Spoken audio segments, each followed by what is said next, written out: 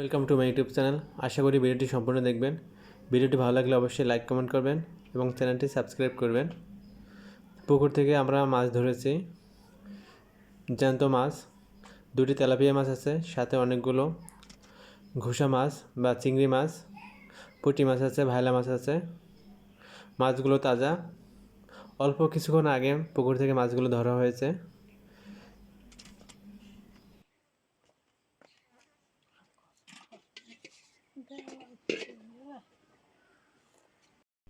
চিংড়ি মাছগুলো এবং তেলাপিয়া মাছগুলো হাত দিয়ে ধরা হয়েছে, কোনো জাল বা অন্য কিছু উপকরণ ব্যবহার করা হয়নি।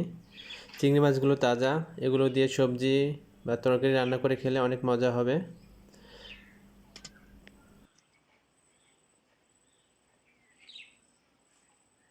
চ্যানেলটি সাবস্ক্রাইব করবেন এবং সাথেই থাকবেন। ধন্যবাদ।